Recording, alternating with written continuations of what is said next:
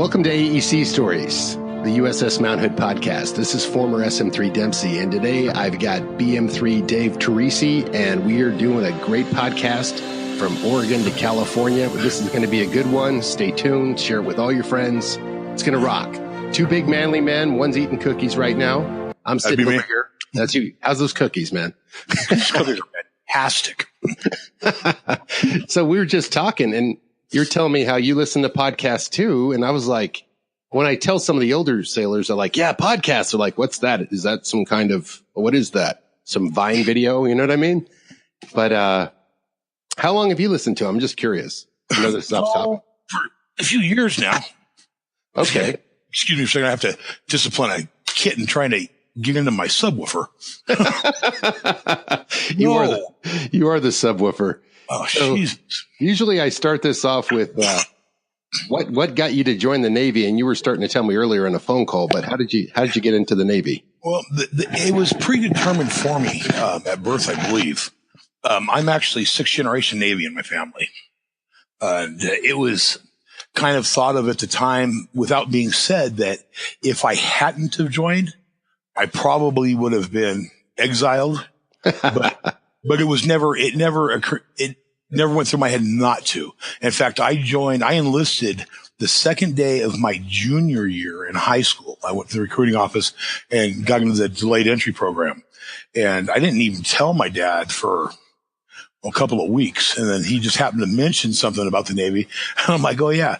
And I handed him the papers, my enlistment papers. And I think it was the one time that his jaw about hit the floor. He was like, son, you're ahead of the curb. And way to go. He called his father, my grandfather, who was CWO4 in the Navy, and probably one of the greatest men I've ever known and probably ever will know, and told him, and things were good. That's pretty neat. What did your dad do in the Navy? He was on a small boat in Vietnam, on a riverboat. And yeah, that's what he did. Kind of like Apocalypse Now, where they go meet Marlon Brando. More or less, but his boat was a little bit bigger and a lot slower.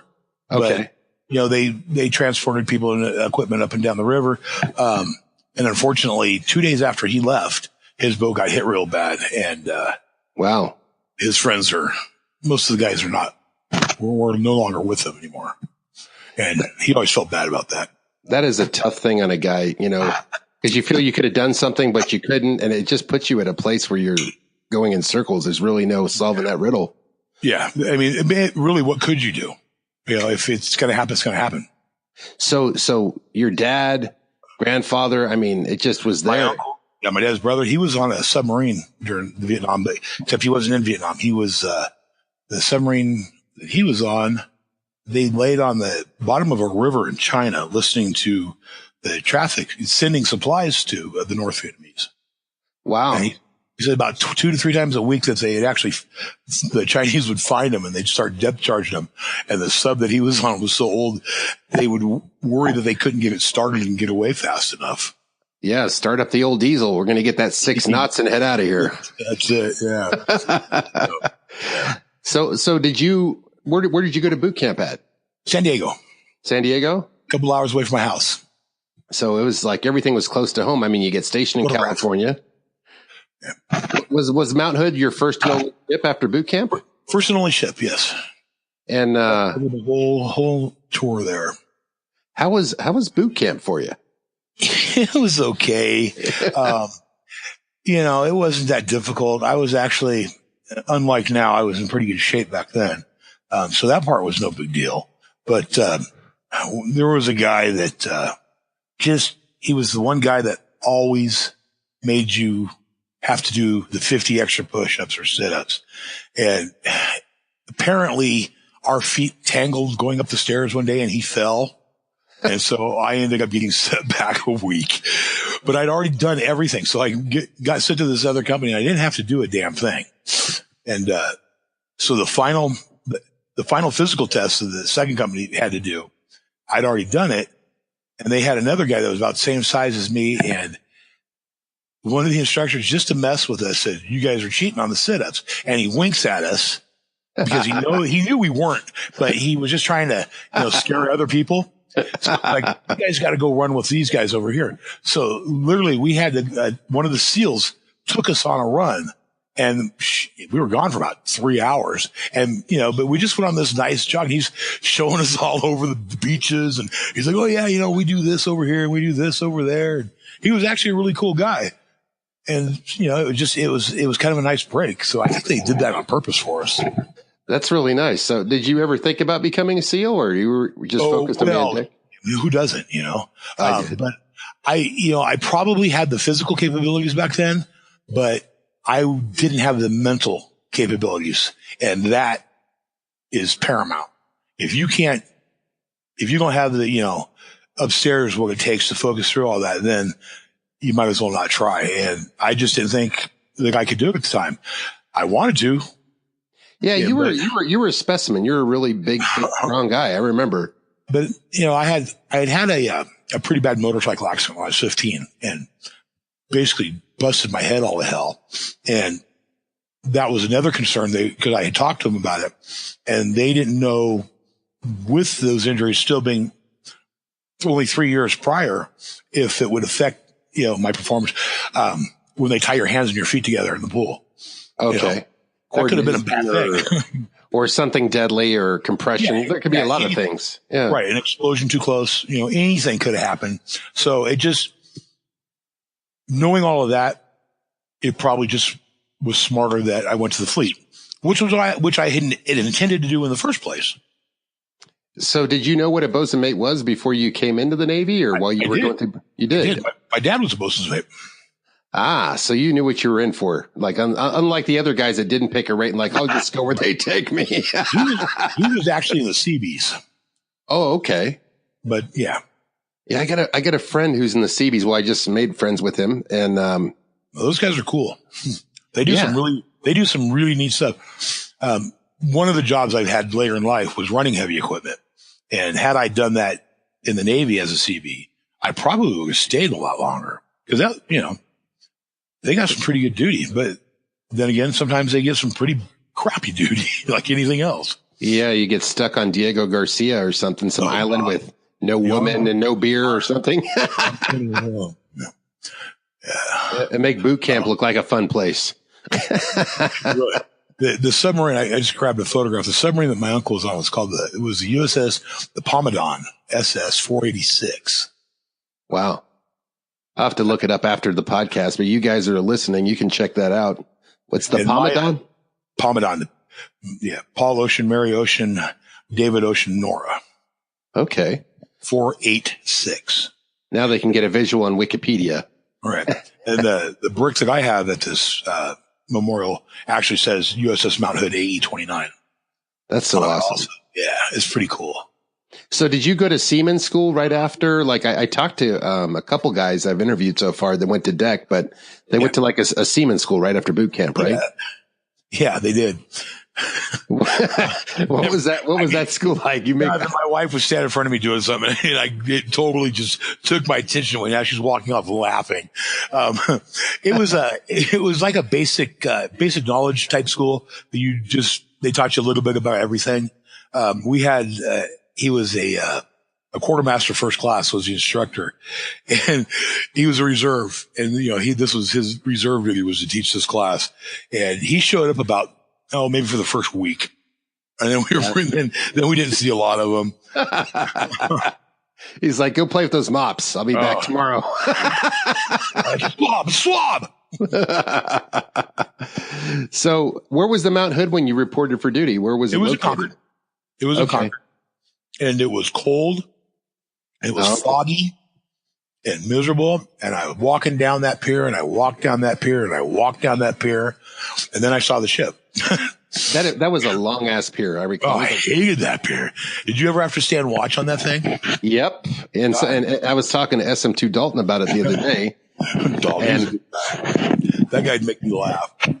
He was funny. He was like, "What? You had to stand that watch?" I wasn't that low a rank back then. Yeah, he'd come from another ship. Watch. So, in fact, he and I used to stand watch together quite a bit. Yeah, it's funny. I mean, I'm going to see him tomorrow for breakfast because he lives out here. Yeah, and we're going to do one on Signalman of the Watch, like we were talking about getting rid of ratings earlier, you and I.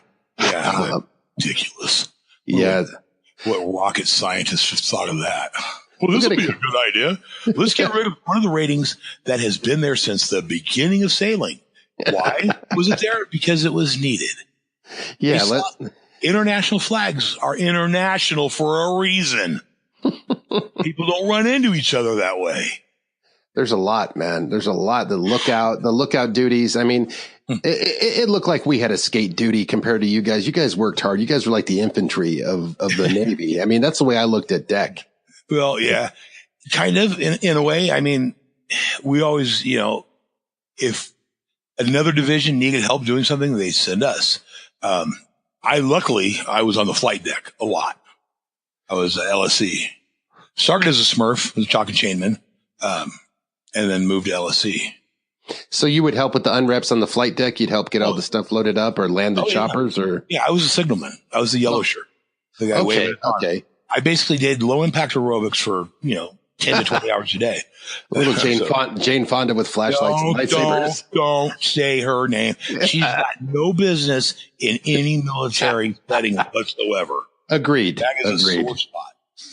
Yeah, she shouldn't have made that aerobics video. Damn it! Why did she have to burn herself into my brain? She's the wrong person.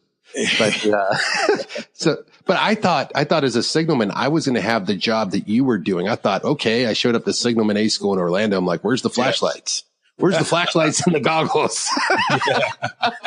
They're like, you're going to be waving flags doing Morse code. I'm like, huh? Well, okay, so we Morse code to the helicopters and the airplanes. Dot. Oh my gosh. So I remember, I mean, I'm sure you get some sea stories, but I just was going to touch on one that I remember about you. I was on watch that day and you come running on the ship. You're like, someone just shot at me. Someone shot at your car on the way to the ship in Oakland. They just shot a gun at you. They did. It was a shotgun. It was a slug, went through the windshield, and I don't know if it was part of the slug or the glass caught my right bicep. And which was odd because had a little Chevy S10 at the time. And my wife normally drove me to the ship, and then she would go back home, and she always sat right next to me, kind of in the middle of the truck. You know how most Hicks do it. And I had my arm around her, well, it just happened that she didn't go with me that day for whatever reason. Thank God. Thank God. She wasn't there. Otherwise she would have taken it right in the chest. Was it just somebody just randomly shooting? It was a group of individuals that were from the Oakland area that they had actually shot up a few other people on the freeway. What turned out was it was a type of initiation thing for them. Oh, a gang jumping kind of ritual or something. Make your bones. Yeah. Okay.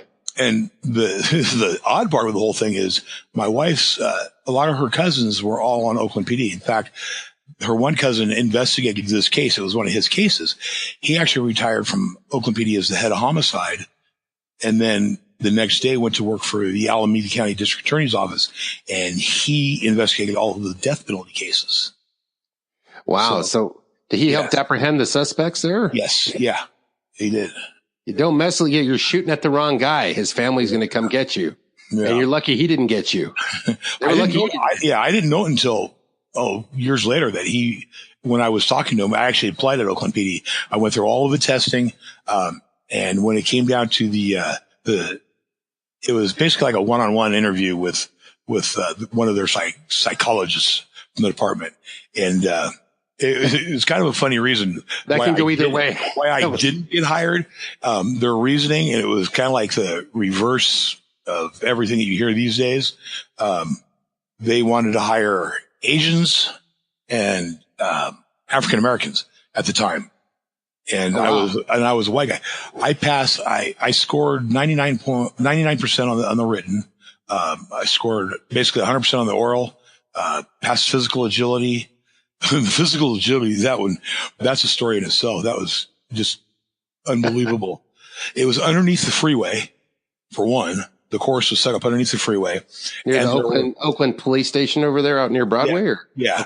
And there were 1,200 people there. And I got there, fairly early, so I was kind of up and, ahead of the line. And the first maybe 20, 25 people ahead of me, one of the first things they make you do is they make you put a duty belt on and then you have to get into a patrol car, and then it goes from there.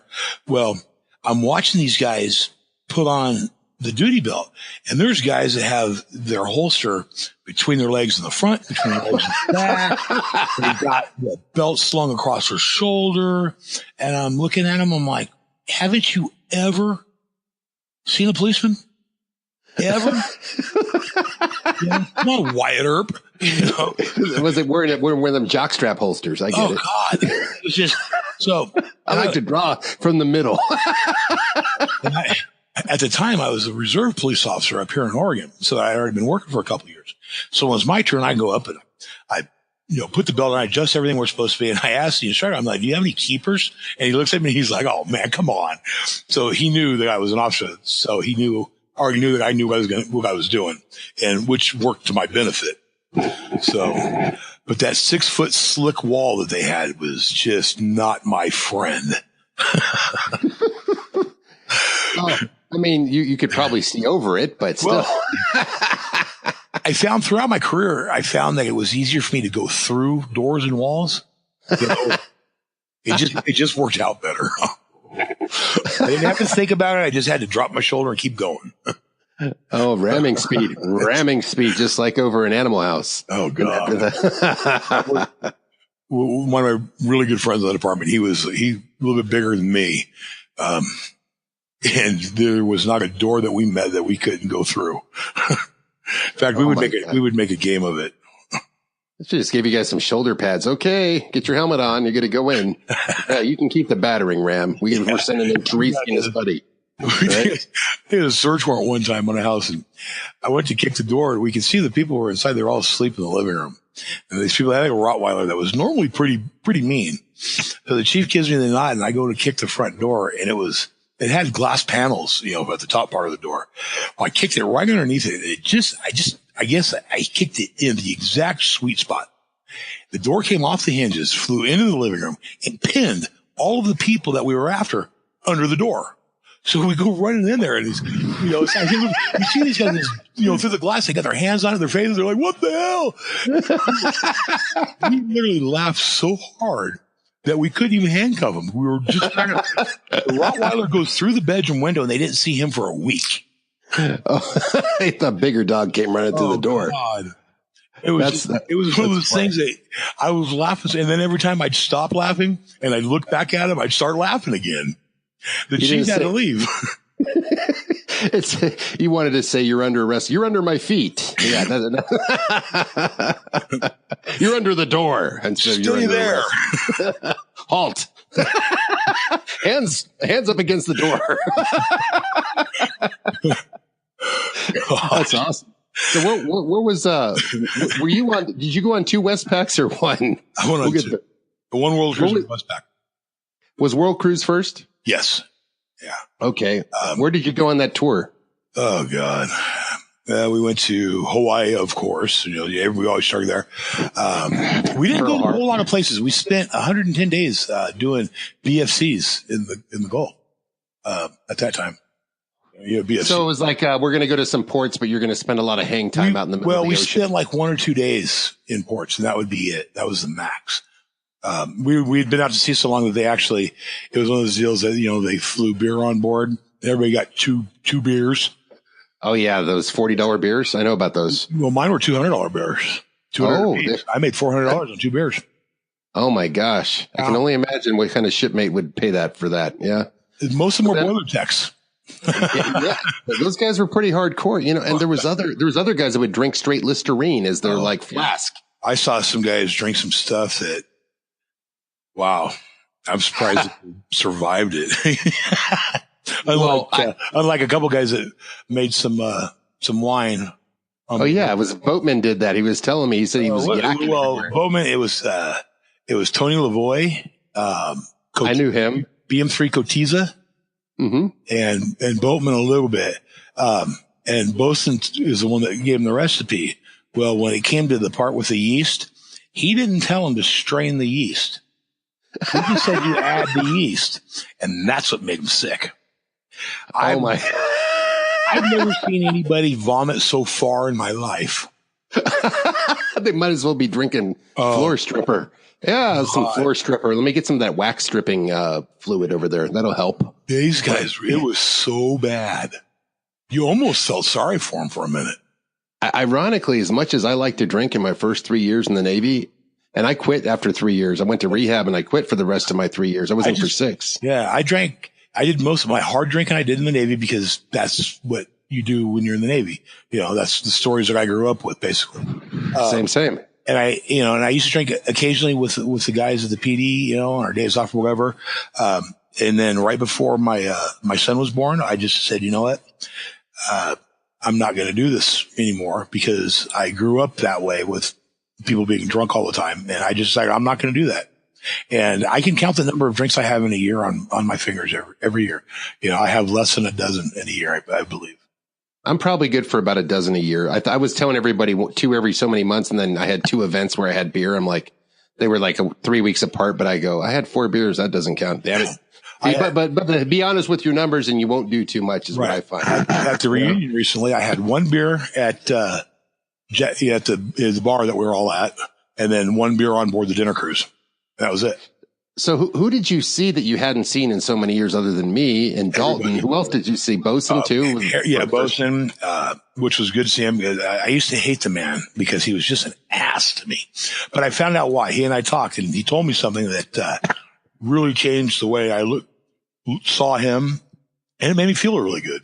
No, I was really glad to see Pat Harris. I had seen him prior to that, maybe a month or 2 before we'd gone down, so my wife could visit her parents. And Pat came and saw, you know, we were in Concord and he lives in Antioch, I think. Yeah. So we got together, we went shooting, and I got in trouble at the range. Apparently in California, you're not supposed to shoot, you know, rapid fire. Nobody told me. But no, Pat and I tell everybody that we're brothers. And if you look at us, I mean, we do look like we're brothers. Yeah. I mean, we look a lot alike. It just happens that one of us has a tan, one doesn't. But Pat's one of those guys that I consider my blood, you know, I consider him family. And if he was to call me right now and says, I need you, I would do whatever I had to get down to Antioch as fast as I could. And he would do the same for me. It's kind of funny is both of us have had almost identical health issues. He's got a pacemaker and I don't. So I'm ahead on that. Yeah, but they make them so good these days. I had several friends that have them now. Right. It's like, but I remember when I was a kid, I had several fears. It was either appendicitis because I'd go skiing when I was an Army brat up in the European mountains. There's no helicopters that could land. The mountains were pointy. I'm like, what happens if I get appendicitis? I would be thinking like, what happens if I get eaten by a shark and I live in Montana? And that doesn't make sense. My daughter, it was that kind of thing, thinking, you know. Right. Years ago, the day after Christmas, my daughter woke up and we were going to go shopping, you know, for all the sales after Christmas. And she was, I can't remember how old she was. She wasn't very old. Well, she went into the bathroom and she threw up and had blood in it. She was grabbing her sides and everything. So to the emergency room we go, and it turns out her appendix had to come out. So that was bad. And then here just a few years ago, she was sick it seemed like for a year. Every morning when she'd wake up, she would get violently sick. And finally they said, well, it's her gallbladder. So, you know, the doctor's like, no problem. You know, we do thousands of these and blah, blah, blah. And when they took her gallbladder out, well, when they had taken her back to her room, my wife had been in the hospital because she was in the hospital for 5 or 7 days before they even figured out exactly what was wrong. And my wife never left her side. And so they do the surgery, get back to her room, and she has to arrest her. So a nurse and my wife go to stand her up, and she takes a couple of steps and she hits the floor. And she dies. Oh, wow. And she died. Oh, I'm so sorry. No, it gets better. So they call a code and, you know, so everybody comes running, like 30 people come to the room, and I had gone home to take a nap, and one of our friends comes running back. She came back to her house, screams at me that we have to go back to the hospital. And so I jump back in the car, and the hospital is not far from my house. We get back there. I got back to the hospital, as they were shocking her for the fourth time to bring her back. Oh, defibrillating her. Yeah. And my wife sees, the entire incident, and they've got her in the hallway. Now, I'm 6 foot. Well, I used to be 6'4", but with breaking my back so many times, I'm 6'3" now. I'm running down the hallway in a hospital on the third floor in my jeans and a wife beater tank top. And I'm carrying my cane in one hand, but for whatever reason, I didn't have any pain. And, because it was my kid. I understand. I have a daughter. I'm running, and I see like 40 people in the hallway, and they all turn towards me. And somebody said, "Here he comes." And they went to, everybody puts their hands up to go to stop me. And I remember getting this big smile on my face. And I'm like, good luck with that. And needless to say, I made it into the room next to my daughter. Yeah. So, they weren't going to stop me. So that was absolutely horrible. My wife's, they say, your hair will turn white from fright overnight. It's true. Right. It is true. My wife's hair went completely gray overnight. Wow. Yeah. And so, after that, my daughter ended up having, about 1,000 seizures a day, ended up in ICU for about a week. They call them pseudo seizures. And it's your body basically trying to protect itself to heal after going through such a traumatic thing. She, like an aftershock, like she got 2 or 3 units of blood, and then her own blood. She bled out into her belly. Okay. They nicked her liver and they didn't see it. Wow. In surgery. So now, instead of having 3 little tiny holes around her belly button, she has a scar that goes right above her pubic line all the way to her chest. And the scar is about 2 inches wide. Well, she's alive. That's the best part of the story. And I tell her that she is alive, and she's definitely my daughter. Wow. Yeah. So wow, that's a hell of. I don't think any sea story is going to top your regular life stories. Yeah, my God. Yeah. What was your? Go ahead. No, I'm sorry. What was so on the first Westpac? Where was like your favorite ports? What place did you like to pull into? The Seychelles Islands. Yeah. Yeah. It makes Hawaii. Tell me about it. Well, it makes Hawaii look like an armpit. I mean, it's just absolutely beautiful there. And they've got a real funny way of with their tourism there. They'll let these big hotel corporations come in and build these beautiful resorts. I mean, just absolutely gorgeous resorts. But then they limit the amount of tourists that can come to the islands every year. So they don't let the hotels open them up for business, except for upper level government of the islands. They get to stay there, but they require whatever corporation owns them to maintain the grounds and the facilities. So did they let you, because you're in the Navy, stay there? Oh, no, absolutely not. They're all fenced off and that, but God, you can see them from a distance and wish and talk all the shit you want to about jumping the fence and going in, but we didn't. But, it was really cool. We did a lot of parasailing there, where they take you out on the boat. They pull you with the boat out in the water, and we never really paid for that kind of stuff. The guy was really cool that ran the thing. It's like, he goes, "Well, I'll take one of your, a t-shirt and a ball cap, instead of paying him." Cool. So, we did that kind of thing, and it was a lot of fun. And it's one of those, we'd been out to sea for so long. That was right after our really long stretch of sea, and we pull into this port. And of course we had to anchor out, and we come in on the boats, and we start looking down the beach, and it's nothing but blue-eyed, blonde-haired, naked women. All from because the Europeans they go there like we go to Hawaii. They go to the Seychelles, except in the Seychelles, clothes are optional. Oh. And that was just fantastic. Sailor's paradise. It was fantastic. Well, yeah, a 19-year-old guy's been out to sea for 100 days, comes out and sees a bunch of naked women. What the hell? And we're wearing our summer whites. What the hell do you think is going to happen?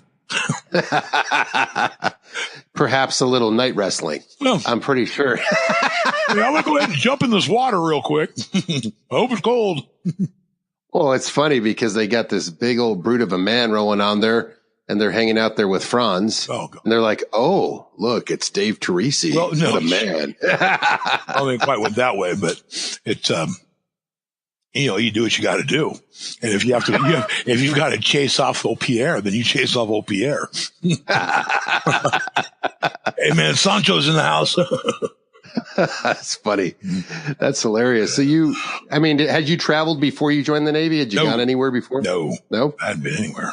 Well, I shouldn't say that. I'd been to the farthest from California I'd been was Maine.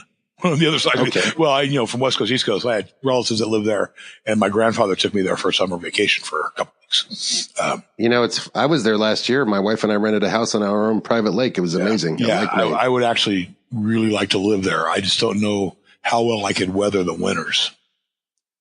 Yeah. I mean, you're in Oregon. Is it like where you live in Oregon? It's more subtle than it is in Maine? Yeah. Where I'm at in Southern Oregon, I'm 28 miles across the California border on I-5 from so I'm not real far into the state. And we get this last year, we've got more snow than we have, I think, in the last 60 years, they said here. Wow. So, yeah, it was actually what they used to consider normal snowfall for this valley. And it was, since I've been here 25 years, something like that now, and it was the most that it had snowed in 25 years. I drove through that snow with my wife and her girlfriend, and her girlfriend was driving. We're taking turns, and I was going through it. Wait, back up. Who was taking turns with who? We were taking turns driving, sir. Sorry, man. The sailor thing came back quick. Of course.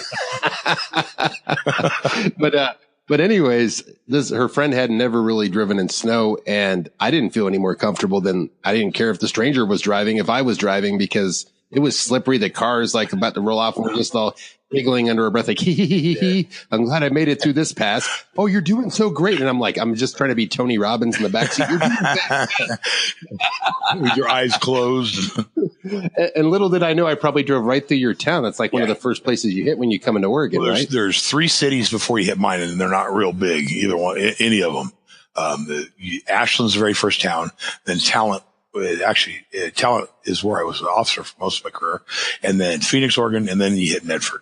And Medford is the biggest city between here and, say, Eugene. Okay. Yeah.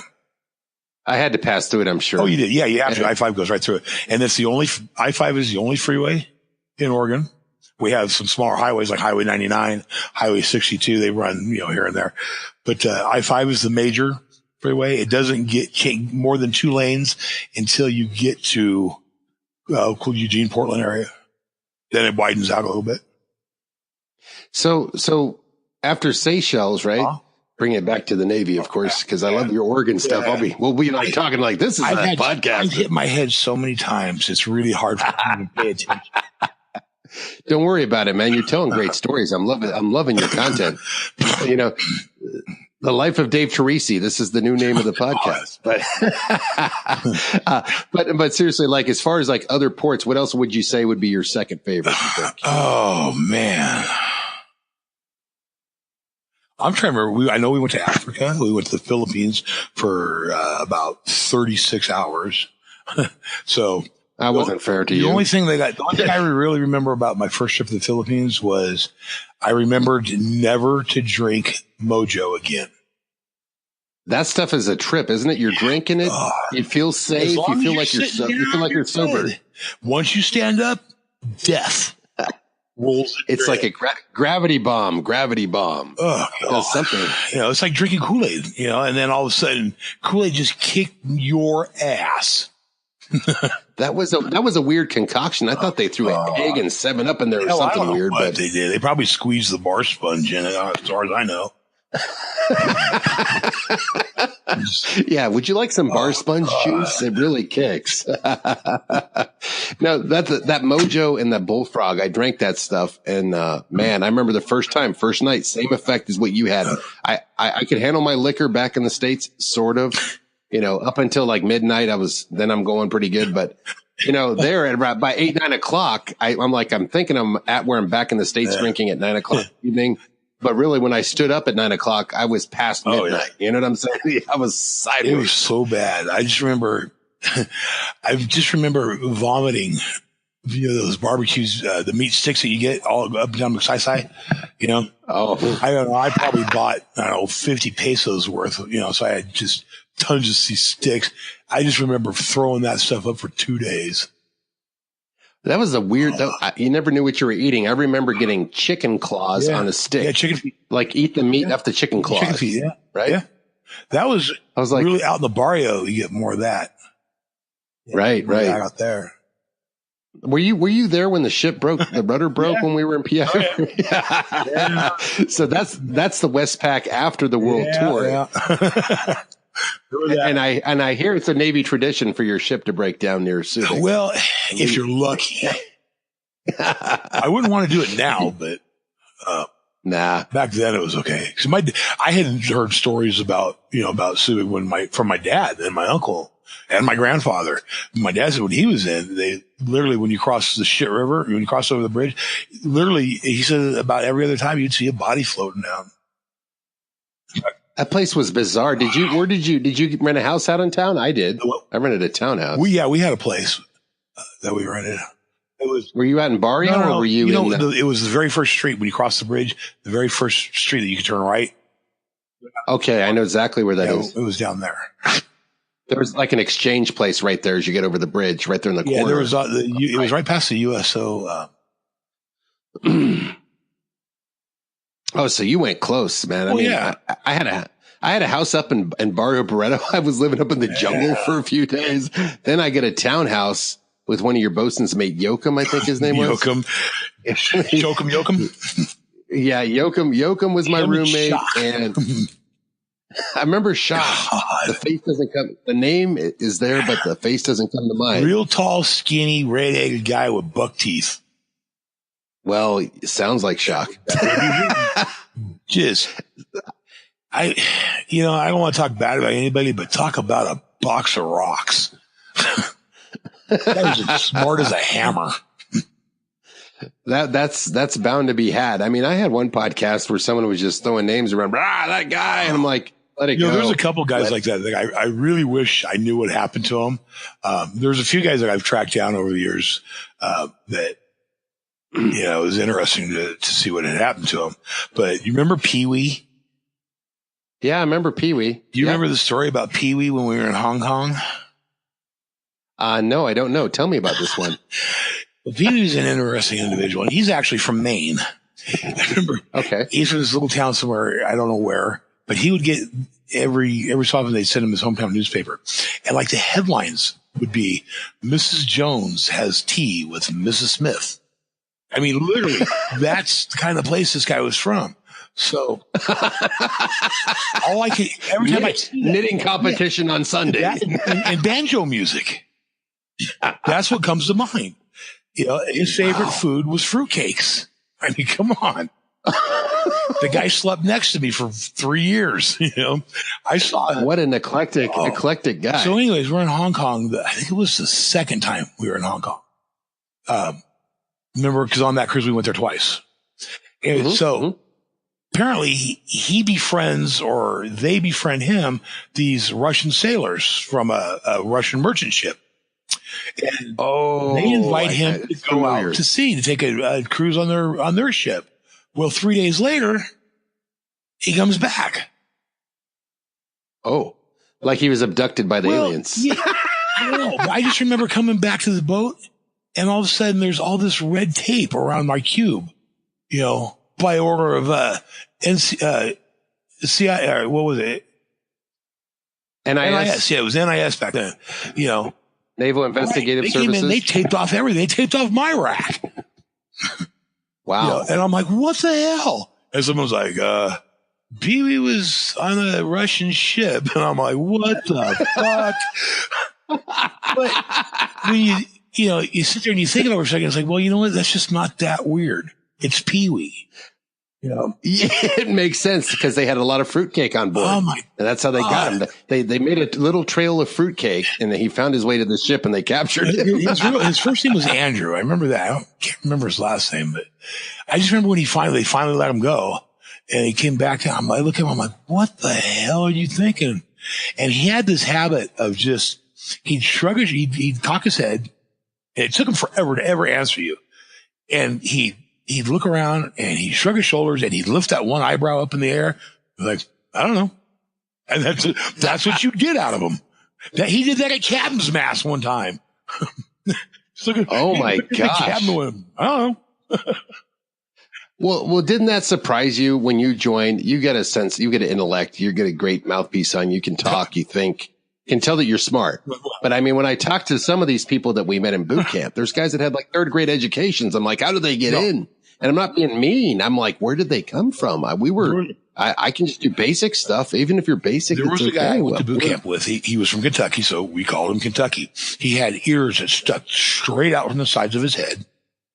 His boondockers were the first pair of brand new shoes that he ever had. Oh my.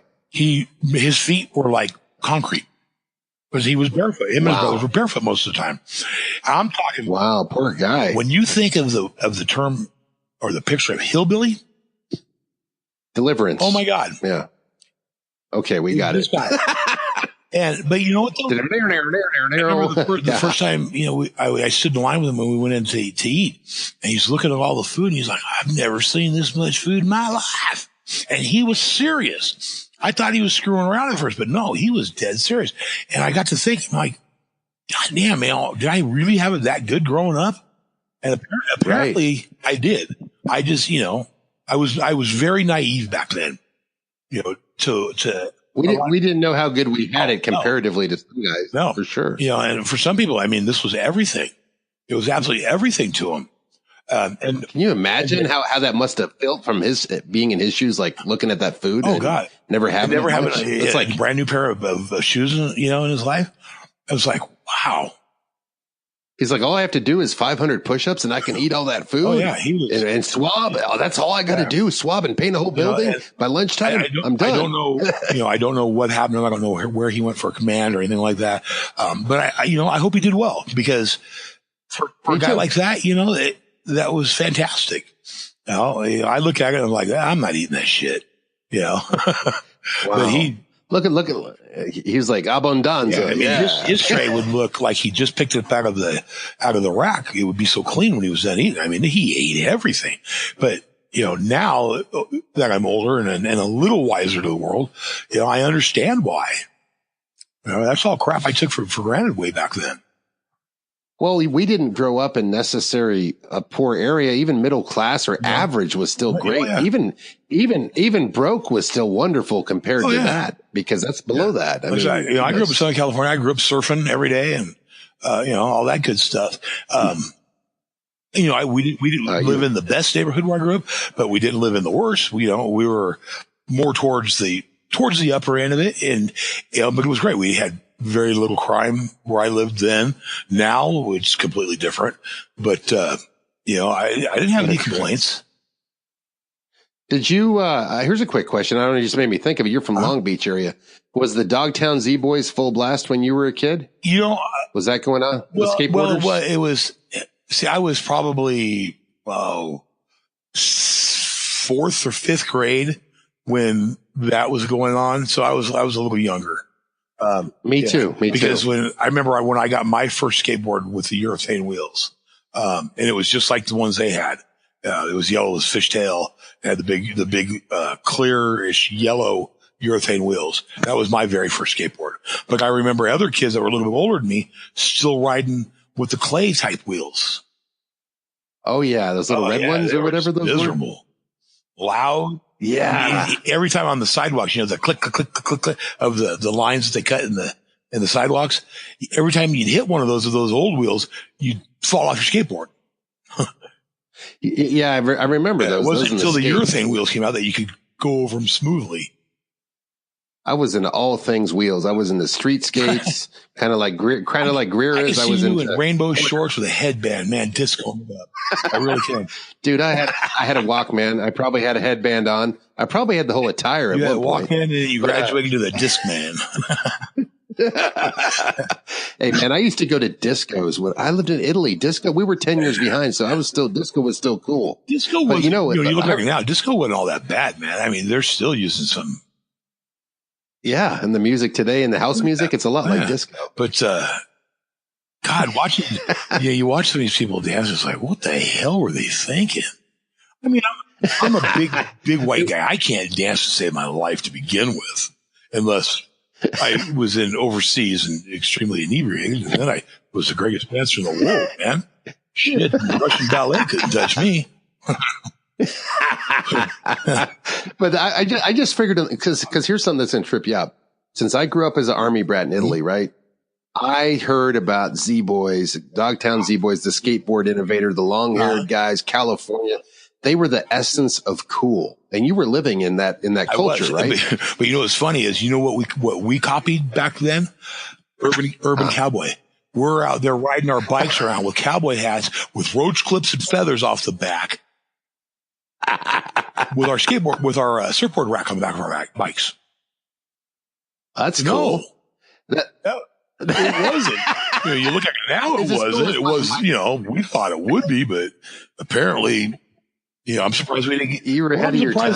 You know, that we didn't go back and kick our own asses, kind of like in the hot tub time machine. You know. Yeah, you're going to go back and kick your own. We'll go back in time. I'll get the roller disco outfit on with a headband, roll up on you with my wristbands, my headband, and those like jogging Eric shorts Foreman on that then. 70s show, you know, the little disco outfit he had with his roller skates. And there you are with your hat. Exactly. Like, what's up, man? Maybe one day we'll join the Navy. We used to get chased off when we would surf at Seal Beach. We would surf all the way down to Seal Beach Naval Weapons Station, and we would get chased out of there all the time. Shore patrol or something like that.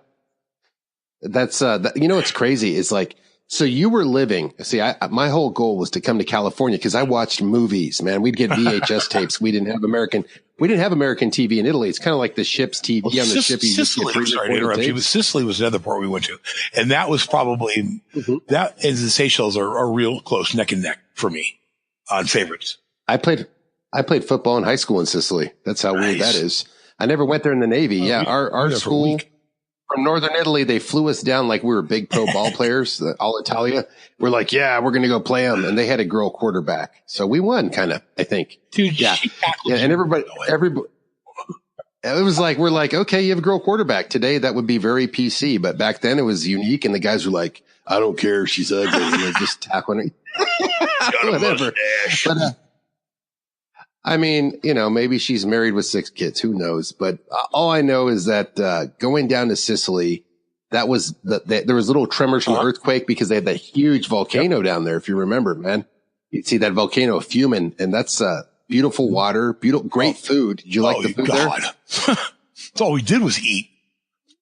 Oh my gosh! Yeah, I remember one of the things. It was one of the street foods. It's called arrachina. It was like these giant rice balls with meat, you know, spiced sausage and beef or stuff in the center of it, and some kind of sauce. They deep fry it, and so it looked like that. It looked like a snow cone, but it was a deep fried rice and with meat in the center. They were so good. Yeah, the Sicilians can cook. I have a great Sicilian friend over here that still lives near me out here in Dublin, and I'd go to his house, and it was better than any restaurant I've ever eaten at in California. Oh, yeah. I just I don't know why, and anything he touches, like, I don't know. I'm like, how do you cook like that? What do you do? How do you make these American ingredients taste Italian? It just trips me out. I would always have shore patrol, and then I remember it was always with Chief Ferrioli he was a gunner's mate chief, and we always had together. Well, he had been in Hong Kong a lot. He had a friend, an Italian friend, that owned an Italian restaurant in Hong Kong, and I'm not kidding you. The best Italian food I've ever had was in Hong Kong. And some of the best Chinese food I ever had was in Sicily. So yeah, a little swap around there. And the best pizza I ever had was like, okay, I know Norway. We're going here for dinner, and I never expected to have like a 12-course dinner. You know, oh yeah, my God, it was good. That's a marathon. Well, you get to time yourself, and you get to watch how you get to eat real gradual, because I went to some Italian farmer's house when I lived in Italy. He's like, come to our vineyards. And it was like a 7-8 course meal. And I'm like, hurry up and eat like the first 2 courses. And I'm like, and then all these other courses start real food comes out. And if you don't eat, they're like extremely rude. Exactly. It's like, taste the food. Don't eat the food. Like in Korea, right? You have to, it's rude if you don't make noise when you eat, if you don't slurp, because they eat a lot of noodle, like it's basically like eating chicken noodle soup almost. It's just what they call them, the udon noodles or whatever, the wide. It's like their staple almost. But they're slurping and slopping and shit's flying everywhere. And if you don't make noise when you eat, they think that you don't like the food, and it's considered an insult. But Gee, so we went to Busan over there in Korea, right? Yes, I bought a lot of stuff there. A lot of shoes and leather jackets. They made the best leather jackets. And giant blankets. I bought this this enormous gray blanket. I still have it somewhere. It had really long, it looked like hair on one side, and then that real, shorter, soft, fuzzy on the other side. Well, my son was little. He would tell everybody that it was an elephant skin. He's like, my dad went to Korea and shot an elephant. This is the skin. And he truly believed this for a couple of years. And he would tell everybody that it was an elephant skin blanket. I still have it. Oh, you got jokes tonight, man. This is that's just my life. This is probably the most entertaining. This is the most entertainment per second, man. I'm trying. Get the elephant skin. I'm trying to be non-vulgar because most of my. Oh, it would just be. I'd go. People would be like, "He's going to hell." Darnation. Hey, so you knew Lavoie too, right? People are trying to probably keep up, but we're just talking about guys that. Tony Lavoie is when they introduced me to my wife. Yeah, I used to hang out with him. He used to do the big cabbage patch dance. You don't remember what my nickname for him was, do you? And, I called him for 4 years. Dummy. I called Tony Dummy for 4 years. He was going out with one of my wife's friends at the time, and we met on we set up a blind date, and that's how we met. And we've been together ever since, almost 30 years now. Well, he did something great, I guess. I can't find him. I've tried to track him down. I think I know where he's from. He's from Arizona, from Havasu. Lake Havasu, exactly. We went there one night. Me, him, and Campisi. I talked to Campisi the other day, even though he got, Campisi's a wild man. We can bring him up in a second. I like him. And I said, hey man, no judgment, bro. We still love you. You're still a shipmate to us. Even though you get kicked out, we love you. It's all good. It's cause you were there. But you just didn't finish the marathon with us, but we enjoyed running with you, Finish it. Oh no. And it's like, I'm here almost 50. I'm not going to look down at them. And I'm like, hey bro. People did what they did and people are going to do what they do. That's just part of being human. It's interesting though, because Campisi's a drummer in Florida. So shout out to you, Campisi, if you listen, because I told him about the podcast. And he married a British woman. Yeah. She was probably into the rock scene, Hello, you look great. You're a drummer. Oh, you should be my man. Oh, let's get married. You've got great rhythm. Now, sorry, Campisi, I'm just being funny. We love you, buddy. But Lavoie one time comes to me and goes, man, you know where the best girls are? They're in Lake Havasu. You got to come down there. So he gets me and Campisi. We went on non-spring break. Great girls there. November. Okay, we're talking about a ghost town. Okay, we get it. We get in Campisi's Mustang. We must have drank 3 cases of beer on the way down. We make record speed, pedal to the metal. We get there like tomorrow's the big day, and then it's like, London Bridge is here because they have a bridge. Just stumbled and brought over. Yeah, I know. Yeah. I'm like, okay, it's a tiny little bridge. I thought it was going to be something spectacular. I see the Leaning Tower of Pisa. That was cool, but what's this little bridge? And I'm down there in the river. And nothing goes on all day, and we're all hungover and sleeping at this hotel. And then we go to the nightclub, and there's like next to nothing girls, and the little ones that are there being nice. We're like, it's a 0 weekend, whatever. We just made friends. And then we drove all the way back, and the guys had a lot of beer cans in the car. And we're driving, and Campisi's going 85, and we don't have our seatbelts on either because this is just when they passed the no seatbelt law, I guess. And we're going like 85, and this cop just swoops down on us. And I go, give me the map. And I put it over our laps because I'm in the back seat. So hide the beer. And I put it up, hide all the beer cans. Oh, just looking on this map, sir. And he gives us all seatbelt tickets that were like $120. And there's no way we were going to drive all the way back to wherever the hell that was on the border of Arizona and fight it. We're like, damn it, my next paycheck's going to suck. So we all did that, but Lavoie, I was like, that was his great creation. Lavoie was, he was my disco buddy. Yeah. Yeah. And you guys didn't go to his family's house, did you? I didn't go to his family's house. Did you go there? I think when he left home, he left home. Yeah. So who knows? I mean, he could be a successful attorney for all we know. We don't even know. Me too, man. I know. I burned all his eyebrows and eyelashes off one day. I mean, this guy every day, 4, 5, 6 times a day. Hey man, go smoke. Hey man, go smoke.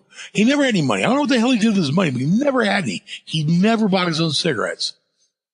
So finally, one day I went down to the armory and they had some 22 starter pistol cartridges down there. So I got a couple and I took all the gunpowder out. I was in the back postal locker. I took a cigarette. I rolled all the tobacco out of a cigarette, mixed it with all the gunpowder from like 3 starter pistol cartridges, and put it all back into the cigarette, poked it in with, the eraser from a pencil, got it all back in there, flipped it up in my pack. And then we had a 2nd Division meeting. So everybody's back there and I'm not shitting you. It wasn't 30 seconds into it. So, hey man, got a smoke? Absolutely, buddy. In front of the entire division. He fires that thing up, and I shit you not, it threw a flame about 2 feet over his head and burned to his lips in about 2.3 seconds. And all he could do was scream. And it singed his eyebrows. It burned his eyelashes off. And oh my God. I think I pissed myself a little bit laughing so hard. But he never bummed a cigarette off me again. He always had some. In fact, I think he bought me a bunch of packs the next day. He's offering them to you the next day. No, these aren't loaded. And you're like, no, you keep your packs. Hey, man, what'd you do that for? It's kind of messed up. I'm like, really? I'm like, so this is $300 in cigarettes you never, replaced. Did you ever go to the Saddle Rack at Boatman? No? The Saddle Rack was the place I found out many years later. Where was that at? It was in San Jose, and now it's in Fremont. The biggest country bar. And that's where, a broke ass sailor could go and get a beautiful woman because they like manly men. You didn't have to be sexy and suave like you would be in San Francisco. But go home alone every night.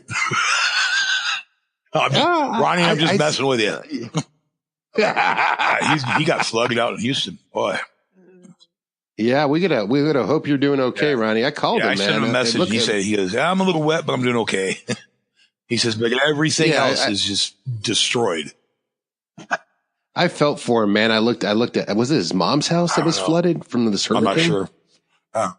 I mean, that's such a flood over there. I was reading the thing that Houston has suffered the most catastrophic events of any other city in the United States, throughout history. And this thing, I'm looking, the freeway overpasses were underwater and, they had these like where you dip down under other roads and they had foot markers at 15, 20 feet of water. It's unreal. Wow.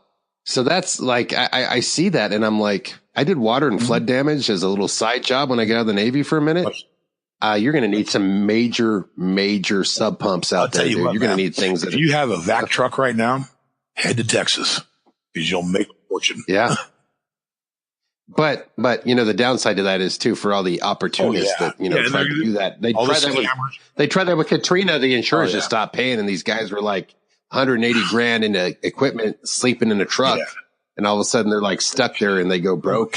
That happened to a lot of guys. Unfortunately, it just didn't surprise me at all to see people looting. I mean, I don't understand what's wrong with people anymore.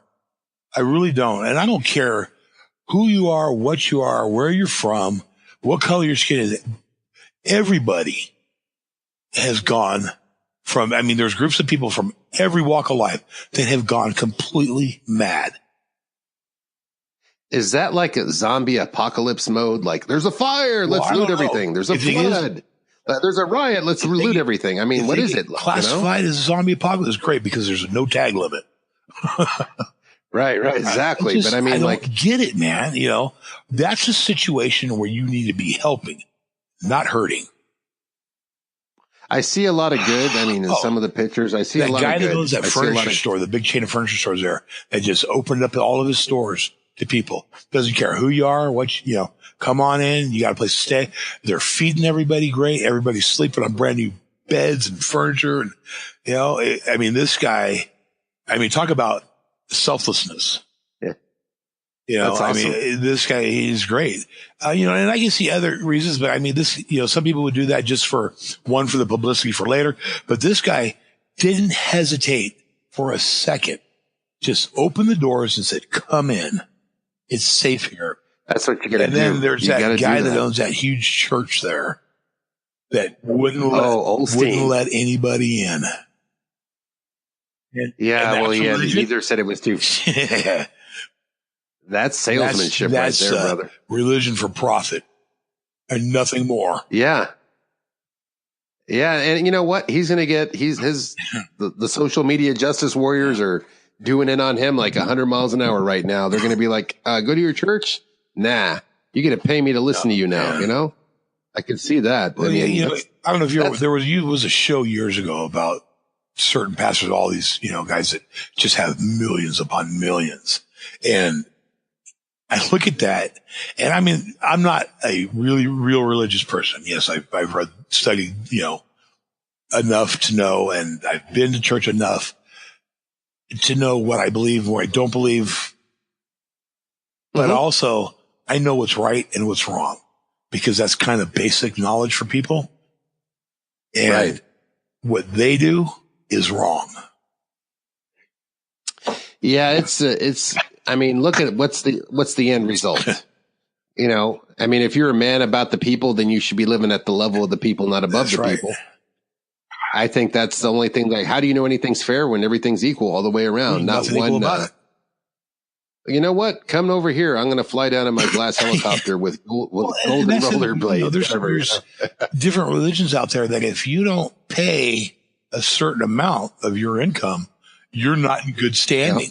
Yep. You're basically exiled or ostracated, whatever you want to call it. And that's just, so really show me where that says that in the Bible. It doesn't.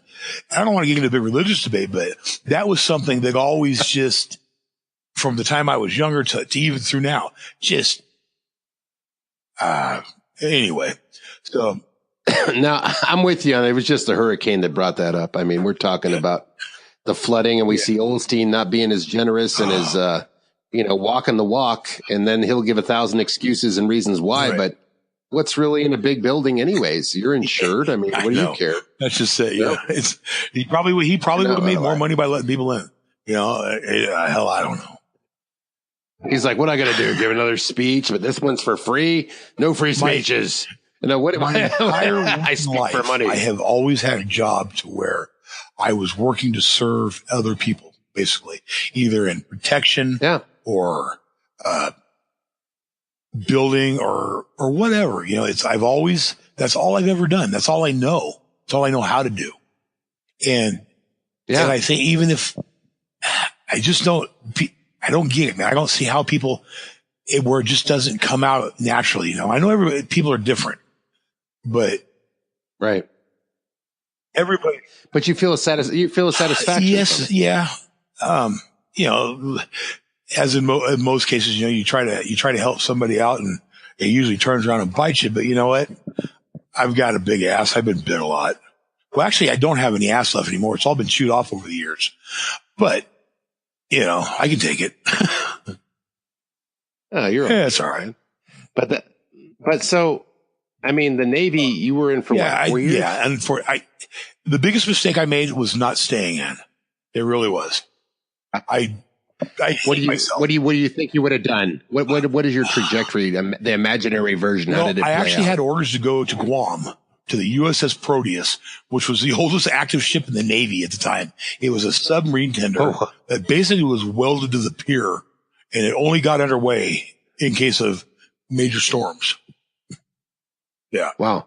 Like we need to move it. We need to move it so it doesn't flood like one of these museums in Texas.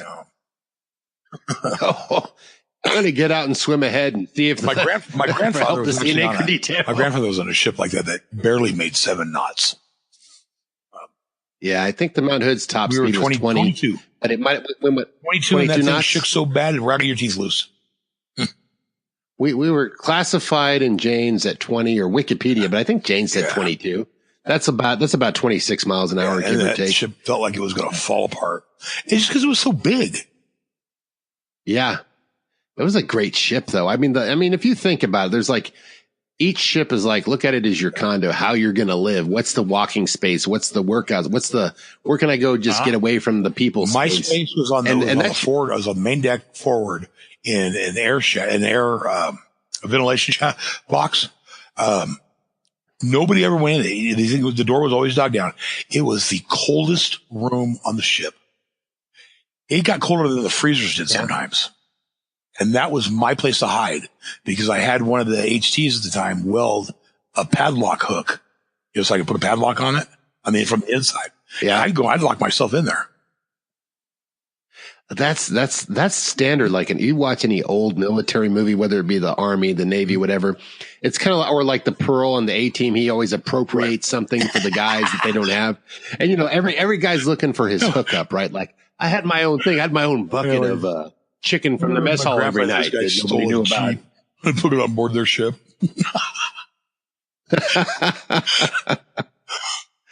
Oh my God. What was, so who do you and Pat, you guys stayed friends all these years and you just saw him recently. But we've talked on Facebook for years.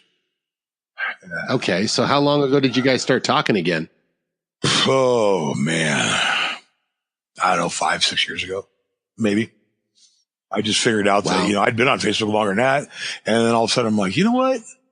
I bet you I could find some of the guys from the boat, just like slapped me upside the head one day. And it didn't take me but about 3 minutes. Yeah. It's a trip because, when we hung out, that I didn't want that little, our reunion to end. I was like, we could just do this for a couple of weeks. I had left on Sunday and I had surgery Monday morning. So, oh my gosh. You made a valiant effort. So I wanted to stay longer. And my wife's from that area. She grew up in Livermore. So. Oh, I live near Livermore. I live right down the road from there. I live in Dublin, right near Livermore. We always were there. That's where we went out to party and stuff. And we used to go jet skiing in the Delta every night. Up by, oh, nice. Outside Livermore and go towards Teresi. We go to the Delta.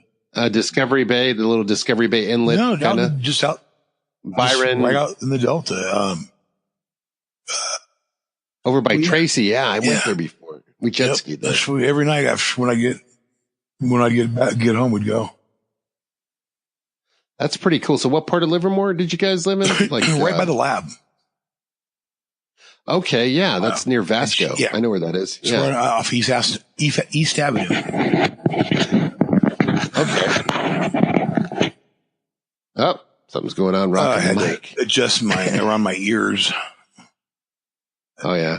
You get a good mic, man. Thanks for getting a good headset. You probably sound better than most people. I bought one and I didn't have one. My son, he didn't, I think he used to for Xbox, but he doesn't play it very much anymore and he didn't have one. So, and I haven't had a microphone or a camera, for our computer in years since laptops came out.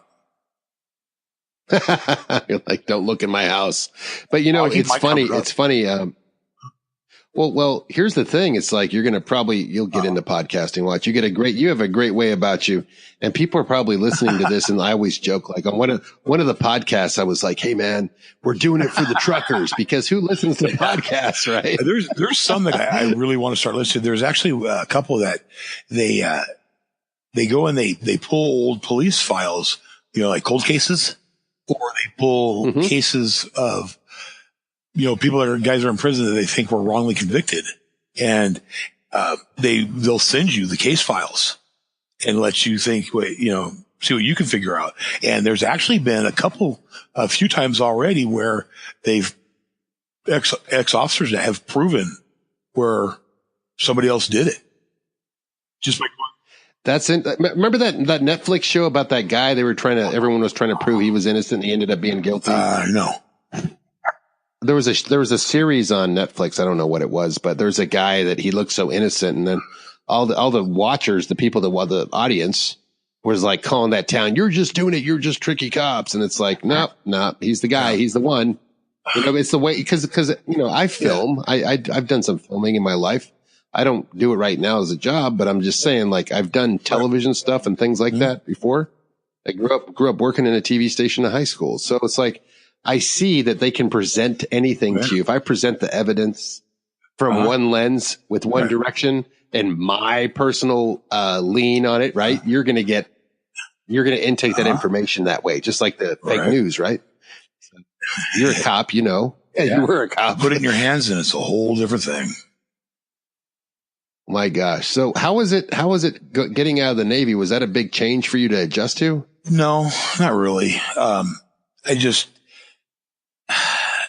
It's kind of a sore subject with me because I really dislike the fact that I didn't listen to my original self, and stay in like I wanted.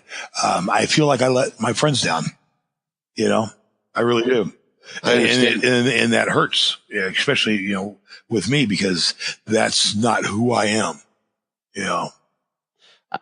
I think the Mount Hood was like a football team and we were a winning team, even though we, it was just like a good old, one of those rough and tumble football teams that, have a lot of issues, but they kick ass when it's time for game day. If you think about it in a direct way, if we weren't there, the other ships would be completely useless.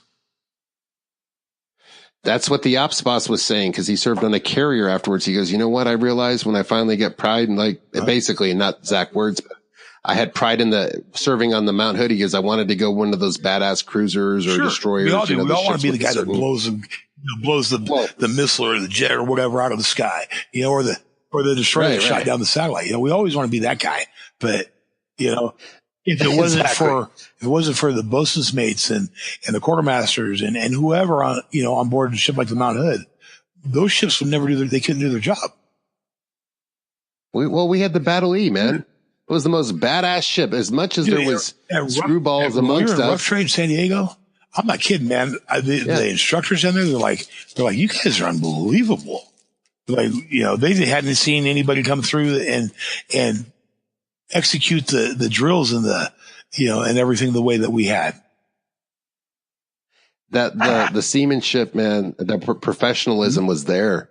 I mean, this guy could be, you'd catch him, drunk, sleeping in a ditch and dressed up in woman's clothes one day. Not that happened to anybody, but hypothetically, it probably did. I just don't know who.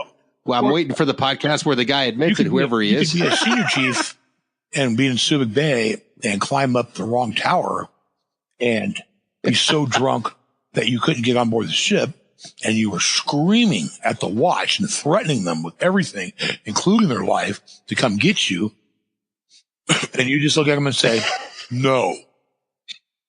You want to come on board, take your drunk ass and walk back down that thing. Walk back down the tower and go to the right one. I'm not going to say who it was, but those of us that were there know who it was. Yeah. And that was one of the and he was my duty section, guy. And so I couldn't really say anything, but damn if I didn't laugh my ass off at him. And the bad thing is it happened more than once. I mean, when are you not caught with your pants down at least once in the Navy, right? I mean, you're bound to get caught. You could be the most righteous dude and everyone's like looking up to you, and the next day something happens and you're the village idiot. Do you hear what he did? But something was there. I mean, we get the C award, the communications award. We get the Battle E, that means best in the battle group. And I heard this from other ships. I heard this from other officers and chiefs. The Mount Hood, if we had been a carrier, we would have been the best carrier. Whatever, just the way the crew functioned, there was a gel. Well, we had some officers on board and some chiefs on board that really gave a shit about how things were done. And the Navy, especially, you have to do things a certain way for a reason. And if you don't, everything breaks down. Everything starts to fall apart from the top to the bottom. So we had some people like our bosun at the time. Like I said before, I hated the guy. He was an asshole most of the time. but he knew what he was doing, and he kept your ass safe, and he kept things functioning. So he kept you from just screwing yourself. If nothing else, nobody got hurt, So, well, when you're 19, 20, 21, and there's this grown man who's just strict and stern like WC Fields. On you, on you. God. You're like, and he's not intimidated by you, and he's not afraid of your BS, and he'll cut right through your excuses. I mean, I had Chief Hill, man. I mean, that guy was the Navy manual, and don't fall down. Right at the wall. God, I could stand that guy. He would just read you the riot act, but you know what? Now that I look back, and there's been all these accidents, he made me an amazing lookout. I'm here alive because what that man taught me. Well, we almost did, but that was that wasn't our fault. It was coming under the Golden Gate Bridge. It was foggy, and it was one of the Oilers was in front of us. What was? Oh yeah, it was either Oilers. God, or was the other way around? Were they behind us?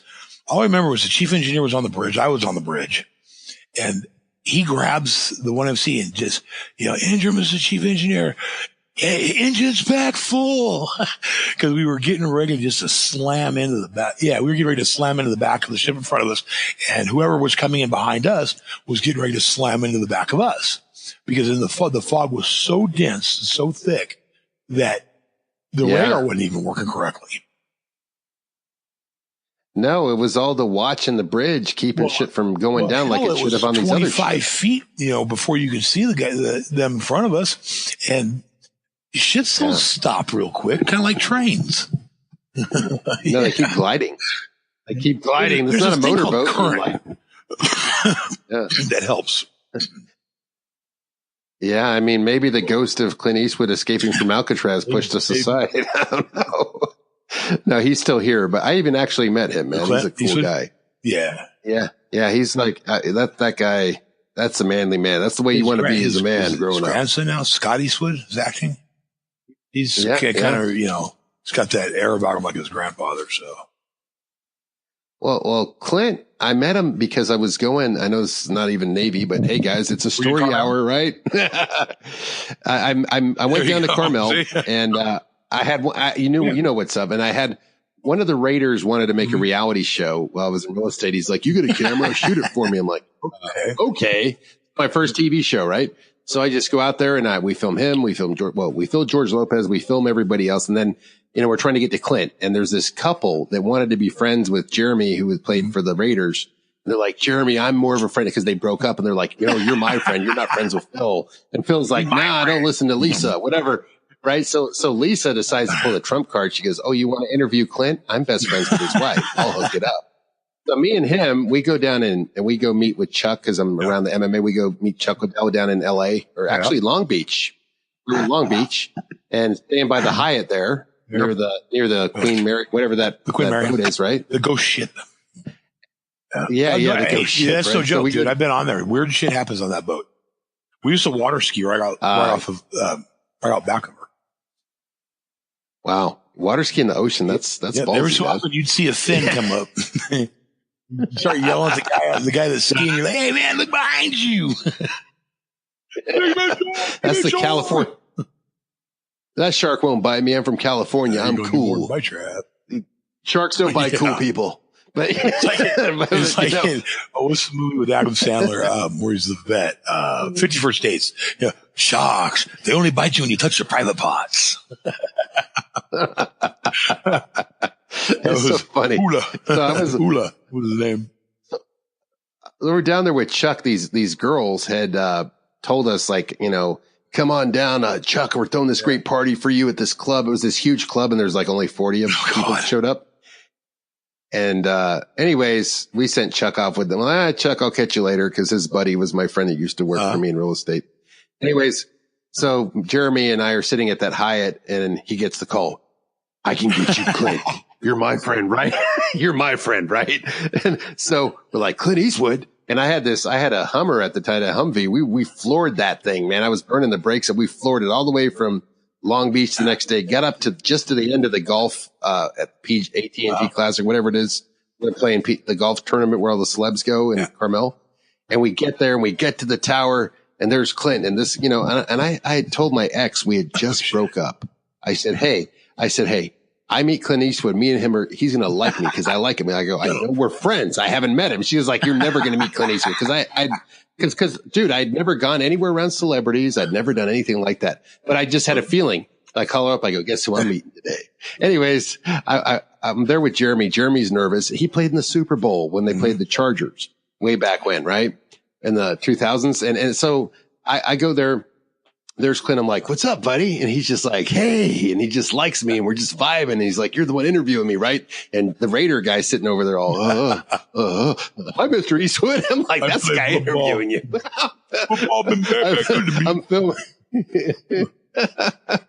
So I film it and that was like, and he's like, yeah. And he wanted to hang. And I goes, oh, we got to go. He was so nervous. I go, no, I got this. Clint Eastwood wants to hang out.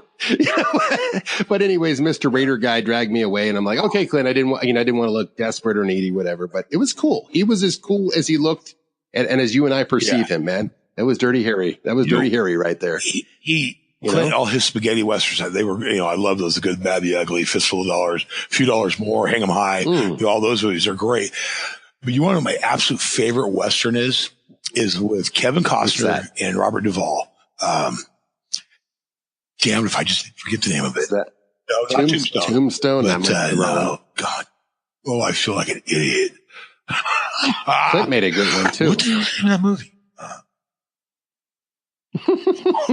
Hey, audience, you can guess the name of that movie. They shot it. You get to win a brand new Schwinn. Anyway, Open Range. There it is. Open Range. Oh, that is great a great movie.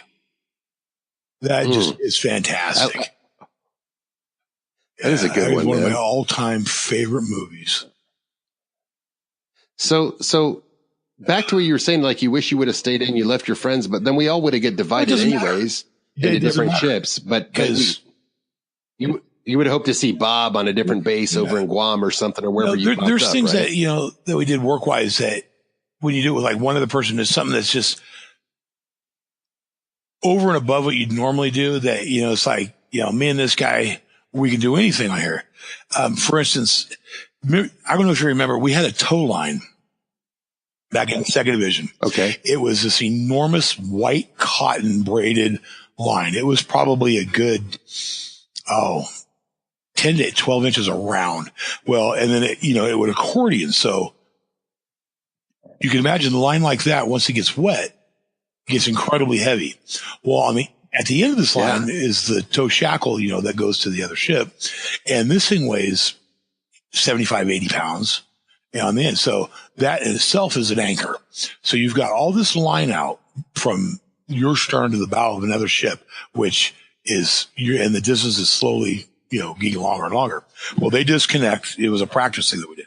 They disconnect the shackle. Well, all of second division was back there and they were pulling again. And for whatever reason, the capstan broke and it wasn't running. So it had to be pulled in by hand, which was a feat in itself. Well, second division they got wore out. Everybody just kind of stopped. So Pat and I were standing off to the side because we were supposed to be running the capstan. And we look at each other and the bosun was there and he looks at us. He just nods. Pat and I took our dungaree shirts off. He and I got in there and we pulled that line in by ourselves, just the two of us, and it was like a 10 or 20 man job, probably. Right? It was just one of those things. And we did it because we wanted to prove that it could be done and wanted to, in a way, without saying it to the other guys, don't fucking give up. You're on a ship, you're out at sea, something happens. Where the hell are you going to run to? Exactly. You've got to do it. It has to be done. You're nailing it right there. You let that thing sink, and guess what it's going to get wrapped up in? The rudder and the props. Who's going to go down and cut that big bastard out of there? Not me. Where's Scuba Steve? Where's Staff was the only one that was a certified diver on board at the time, Really? Yeah. What, for Patty qualified or Navy he qualified? was Navy qualified. He'd worked with the Seabees or something on a salvage boat or something. I don't know. I just remember Boatswain did not like him whatsoever. But whatever. Bigger staff was he'd put a chew in every night right before he'd go to sleep. And he'd wake up and he'd have that shit all over his face, all over his pillow. Oh, just, God, it was gross. Good old potty mouth. And there was Bigger staff. What rank was he? Well, he was What a rank was BM2 the entire time. He made BM1 like 3 times, but they never let him wear it. I get it. You know, I don't know all the reasons. I don't want to know. What my business, whatever. You know, he was an okay guy for who he was. You know, he just different, but we're all different. It's kind of like Forrest Gump. You know, he's different. It was like a ship full of different kinds of Forrest Gumps. Do you remember Crouch? But He was, God, Yeah, he I always do. smelled like sour milk and piss. That idiot used to play Russian roulette.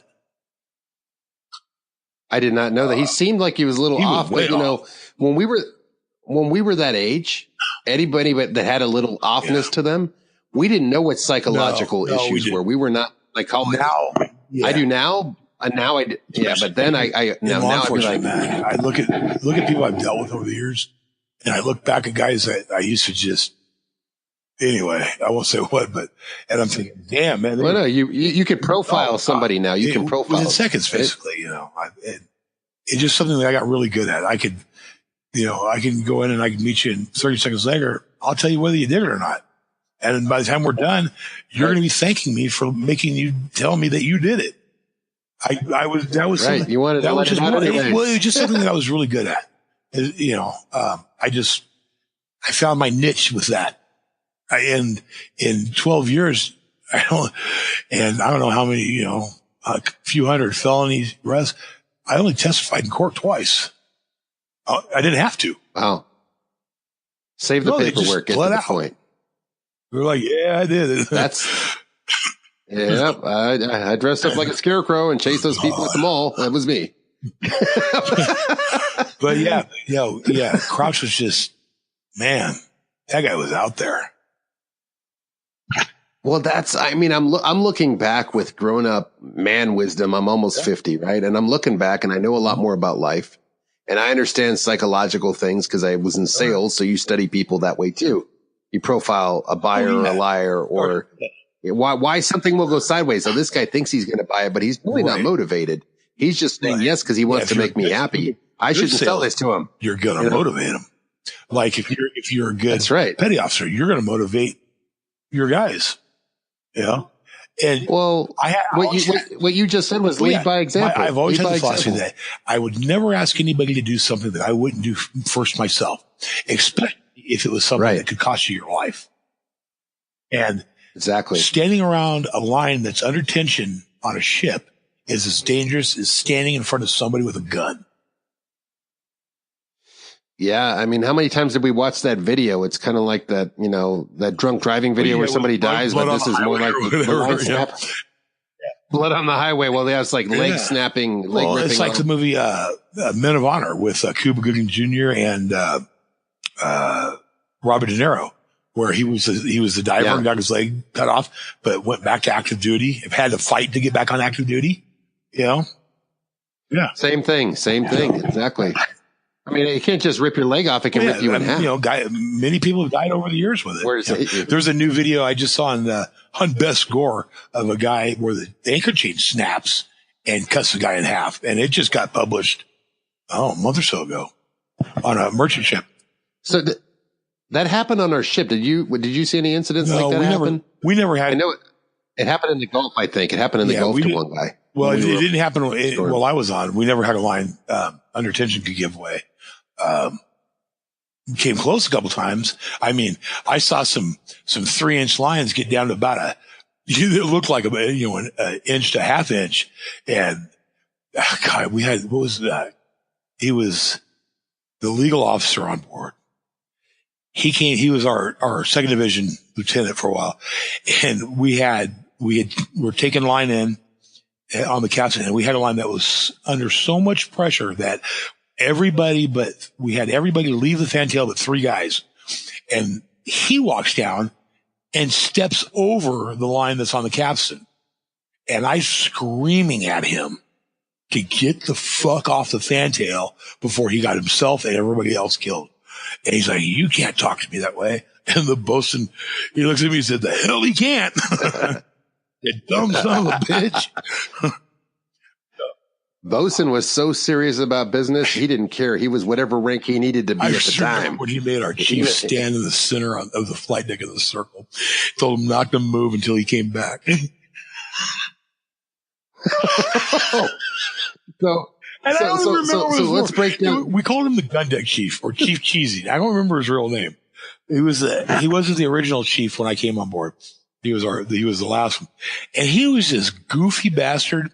He was dumb, but we called him the gun deck chief. He's like, don't worry about, chipping that rust. Just paint over it, and somebody finally told the bosun about it, and bosun, he comes up on the flight and he's just screaming at him. And he's like, stand in the fucking circle. She's like, I will not. And I'm like, hey chief, you better stand in that damn circle. I think that was the same day that Powell tried to write me up for blasting him with the 2.5-inch fire hose. Oh my gosh. Put a Z kink in it. Put a Z kink in it. Deck doors. And it was me and Wilburn. And we hit him with water for so long he couldn't move. I'll put you on report, broke dick. Pal, man, he was great, man.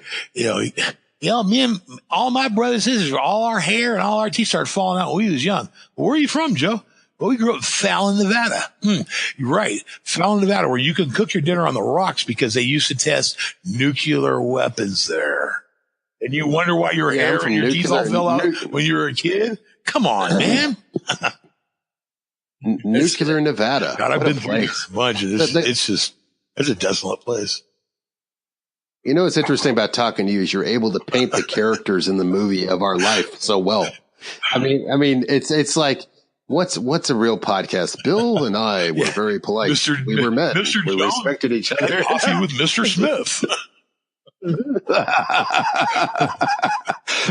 but I mean, I think you were a big, tough, imposing guy. And I think, I don't think, part of it, the hazing was just part of that Navy. It was a man's Navy. It was a rough Navy. But all that had to change the last time we were in dry dock, when we got a different part of the crew on board.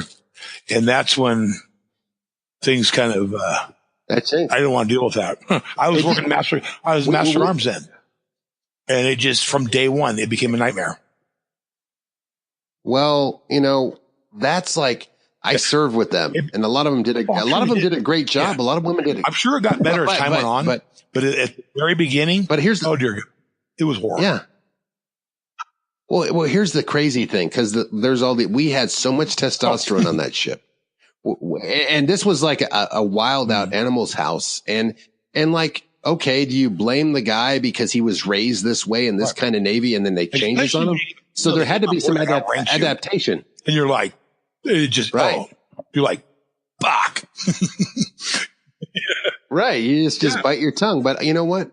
I worked, we had the woman on the ship. We had a good record. We didn't have a bunch of people trying to get off the ship and scam. They went through the war with us. I was like really impressed with them. And we had the Admiral Howard, who served on our ship. She came on after us. She's badass woman. Badass woman. I mean, they made a movie about her. Yeah. Well, she's in the movie, Captain Phillips, right? But I understand, and it's not being discriminatory or anything like that. What it is that when you're in that hard man's Navy, it's like, the other weekend we're having a meet up and one of the guys, and all of a sudden traditions broke.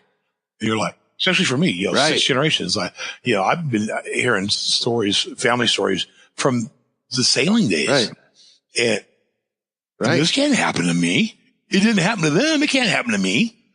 But as I get older and calm down a little bit, things change. Well, no, you're ramped up because you're taught this is how it is, and you're indoctrinated in it. You took pride. This is my ship. You're new. This is my ship. This isn't the way we do things here. This is my ship. You do things this way. Right. So Yeah, we all wanted to hold our place, what we felt we earned. But the thing is that we were just passengers, but we were passengers of importance when we were there. When we were on mission, we were on mission, man. I mean, you guys did a very important job. And, people talk about all these shipwrecks and stuff. It's like, if you guys didn't do your job right, things could have snapped together and who knows what could have happened. Well, not the first one, but the one over in Japan. Right. I have a hard time agreeing with the outcome of that, because if you look at the satellite tracking map of the freighter, of the cargo ship, that ship went out and turned around and came back. The Navy ship never varied course. It didn't vary its course. It stayed on the same course. So how could that be our fault? I mean, I wasn't there.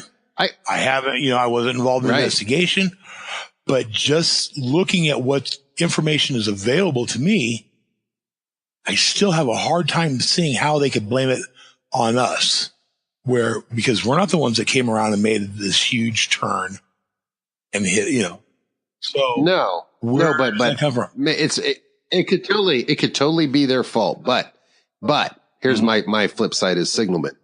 I would have fucking had it. I would have called down to the quarterdeck and I would have had that thing 8 miles away. It would never would have came close to that ship, our ship. I would have been like, accelerate. We have a course bearing down on us. It's like, cause that's what I did. Cause I'll tell you. Because we said, we had the guys on the bridge wing watch. And I remember one time Sip was out on he was out on the starboard bridge wing and I was in on the board, writing all the contacts down.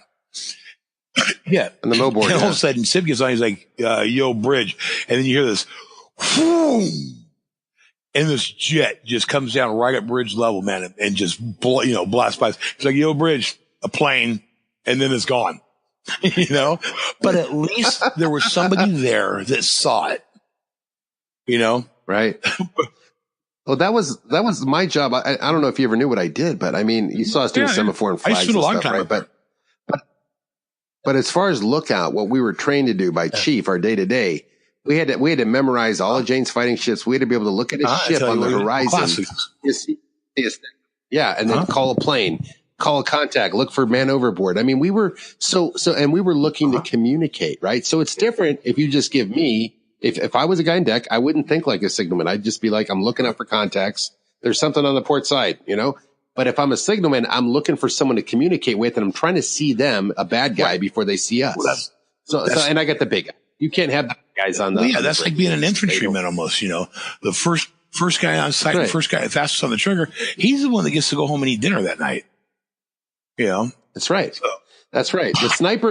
You had the sniper level watch upstairs. And you had the infantrymen watching on the deck because he only had smaller binoculars. Unless you're a fisher and sitting up there watching movies and playing your damn guitar. That's a funny story. I mean, Fisher, we're waiting for the video. I want to make the Mount Hood documentary. I talked to Derek Grover, who did movies in Hollywood, who was a corpsman on the ship before we got there. And his podcast, you should check it out. Well, it's Hurricanes. Did you happen to see the pictures of Fisher just posted yesterday about he's got a support beam holding up the 4 levels of decks on his house? Yeah, poor bastard.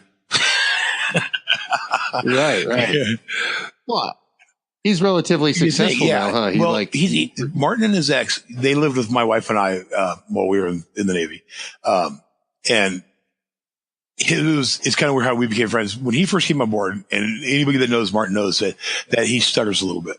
Well, he used to a lot more than he does now. And there was a few guys on board that used to give him a lot of shit when he first came on board. I've always been the kind of person where I don't like that kind of thing. You don't fuck with somebody with something that's not their fault. Something that they can't control. So we had this. That's right. It was like this. I don't know. It had another name and I can't remember it. It was like a giant marlin spike for braiding really big line together. But it was this enormous wooden club. It looked like a Captain Caveman club. So that's what I would use to go after the guys that fucked with them. And that's how we became friends. Well, you're like that movie, My Bodyguard. No, he got paid for that movie. Yeah, he got paid for it. You know that movie I'm talking about, Matt Dillon, or Matt Dillon's the bully. Yep. So you basically chased away all the Matt Dillon. All the first division one day. They were fucking with him and what was that little guy's name? Oh, this other guy, man, I don't remember. Second division. I didn't like them much, but they were fucking with them. And so I grabbed the club and I look at everybody, and in all of First Division books it across up the main deck all the way up to the forward bosun's locker. And I chased them in and dogged their door down on them. I wouldn't let them out. Well, you're basically, that's what I want to call the title of this podcast, the enforcer. Well, partially, but like more like the protector. The good stuff is when we'd lose power out at sea and the ship would go dark on the inside. Pat and I would go into the berthing compartment, and when people would cut through deck berthing, we'd grab them, beat the crap out of them, and then tie them up and hold them down and keep them for hours sometimes. I don't know how many people we kidnapped. You're just terrifying them. We had so much fun doing that. We would laugh our asses off. And then Pat and I, there was no outlet. That's how you man. blew off steam. But Pat and I had this other bad habit of right before we'd come back to port, we would do something to try to get the other guy in trouble, especially if we went to, like, say we went to Hawaii or something. We would take, and you just grab somebody by the skin on their neck and you twist real hard, and then it'll leave a red mark like you got a hickey. We would do that, I don't know, 50, 60 times to each other, or bite. He started biting me, and so I bit him back, and it would leave marks like he had, these big hickey. And we would do that, trying to see whose wife got more pissed off. set each other up. No, it was just, no, honey, I was not messing with any woman. It was just a guy in the ship. It's Pat's fault. It's like, oh, wait a minute, what do you guys in the Navy, right? And you're biting. He said, what the hell? It's not like that. Where did you hang out out here? Just mainly Livermore with your wife? Once I met her, I did that, it wasn't long before we actually moved in together. We just homed up. Yeah, we were together a year. Actually, it was Super 8, so I hung out most of the time for the first year. And then we got married and got our first apartment. So, we actually moved in together before we were married. So, where was Super 8? Or DV8? DV8 in San Francisco? Yeah. It was Hughes, that was San Francisco, Cosgrove, me. A couple other guys used to go there occasionally. When DV8 first opened. That's in a movie, that movie Bedazzled with, what's his name? Yeah. Brendan Fraser and the British model chick. I know that movie. Yeah. DV8 was her home base. So. Oh, that was a wild club. That looked like something out of a Prince video, man. That place was like a funky scene. It was open for a long time. I don't think it's there anymore, but, I think you guys went there because basically there was like a special on Thursday, all you could drink. It was like $8. It was $8. It was $8 again, and you got a glass, and then it was all you could drink. And if you tip, the better you tip the bartenders, the more alcohol you got in your glass. Oh, that makes sense. There was that place. There was City Nights. There was Club X. I didn't go when we were in Port and Concord. I didn't go out a lot. I don't know why. I just didn't. One, I was too young to get in the bars at that time. So that would be one reason. Yeah. But yeah. After the second Westpac, you were of age, but you'd already settled in. I mean, I got married in the Navy too, man. I just, why I did? I don't think I was truly in love with the right person like you were. Well, I was just like, hey, when I was in and that was, this was my version of that fucking thing I ever did in my life. I mean, she just went batshit crazy. I was on watch one time we were in Concord. I was on watch on the quarterdeck, and her mother called. And this is after, I kicked her out and everything, and said, he was just here at the house. He was driving one of the Navy vans, and God, who was it? Was the petty officer of the watch, or the officer of the watch, officer of the deck. He's like, really? Well, tell me more, and they're going on and on and on. And so he lets them go on for like 15 minutes. And at the end of the conversation, he says, you know what? Because funny thing, Dave's been standing here with me for the last 3.5 hours on watch. That's how fucking crazy they frame you up. Well, that was the thing. It was really easy to get a sailor in trouble and take his pay. It was like the California divorce law / attach your wages, and then now that's just pocket money. And it was rough. Like sailors we weren't taught the rules of the road into the civilian side of things. I mean, Alameda, did you ever hang out there? Alameda? Yeah, Johnny B. Good, hot rods, that stuff. Frick would lick the star because they stamp your hand with the star. So he'd lick the star and then he'd roll his hand across the top of mine so the star would transfer, and then I'd get him that way. Oh, yeah, do the hand stamp thing. I remember that. There was I don't know, Alameda was a trip because I was talking about this. A Navy town. Always was. Well, you know what was weird is like, I'm going to talk to the Hornet next week, actually, about launching a podcast for them and partnering up and letting them be like brethren to the Mount Hood on this network I'm building, you know? And, it's just something I'm doing. You know, I'm trying to get a guy that can run a podcast for each ship.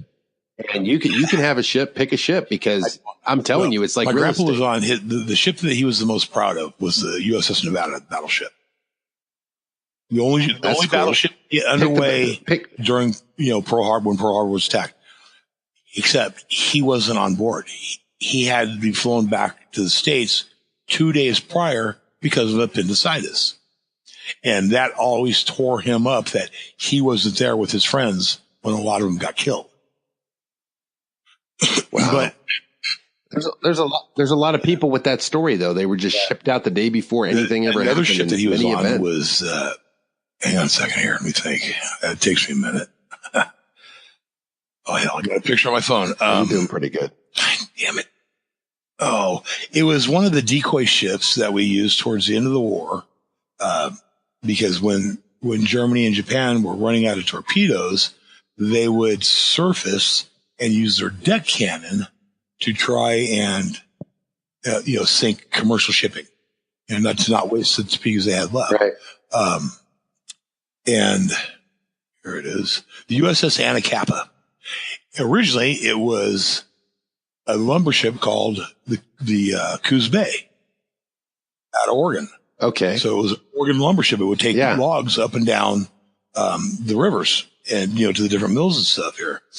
And they converted it into a decoy, into a sub hunter, basically, where they had 3-inch 50s, just like the guns that we had on board the Mount Hood, that they had these like metal, the doors that would slide down, the guns would come out, and then they could sink the submarines with them. That's the ship that I was saying earlier. Did less than 7 knots. It had one head one head aft and one head forward on the ship. And the one up forward, when you got any kind of rough sea, I mean, anything, it didn't have to be very rough at all. And the ship would start going, the bow started going up and down. It would shoot water straight up the crapper pipe. And if you were sitting on it, you got shot to the top of the deck. Yeah, I've got some pictures of it. It was a bidet / toilet. Yeah, but like extreme bidet. Huh. So, yeah. Oh my gosh, extreme fire hose bidet. That was the one where, and back then, nobody was supposed to know who they were and what kind of ship it was. So they'd pull into a port somewhere and they'd have to lie about who they were. And a lot of ports wouldn't give civilian ships fuel because the military had requisitioned all of the fuel, up and down the coast. So a lot of times they'd have to steal fuel for the ship. And there was this one guy that ran this one port that he was the harbor master, and they just hated the guy. They stole his Jeep and they lifted it with the booms on board their ship and put it on their ship and took it and sold it. And they gave it, and the captain come on board and he's like, "Oh man, if you guys know anything about this, you need to let me know." Well, they had it hidden so well that he didn't see it until they were way out at sea. And they, "Captain, we got a present for you." And they take him down and they show him this Jeep. He's like, "Oh my God." He was freaking out, I guess. But, it's stories like that I could sit, when I was young, I could sit there all day long and listen to sea stories. And that's how I knew from a very young age that I'm going in the Navy and nobody can tell me any different.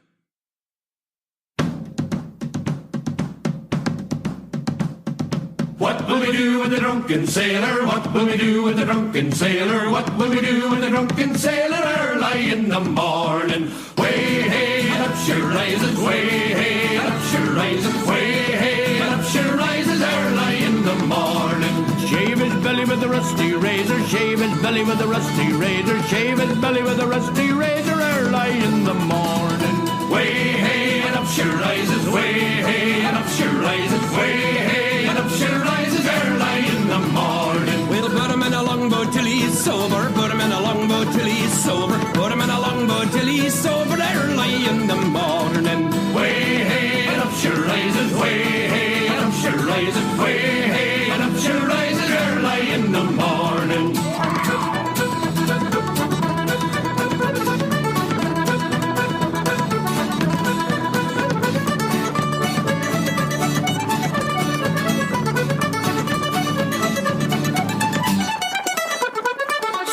Scupper with a hose pipe on him, stick him in the scupper with a hose pipe on him, stick him in the scupper with a hose pipe on him early in the morning.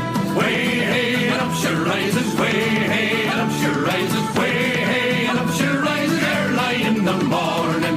Put him in the bed with the captain's daughter, put him in the bed with the captain's daughter, put him in the bed with the captain's daughter early in the morning. Way hey and up she rises, way hey and up she rises, way hey and up she rises early in the morning. That's what we do with the drunken sailor, that's what we do with the drunken sailor, that's what we do with the drunken sailor early in the morning. Way hey and up she rises, way hey and up she rises, way hey and up she rises early in the morning. Way hey and up she rises, way hey and up she rises, way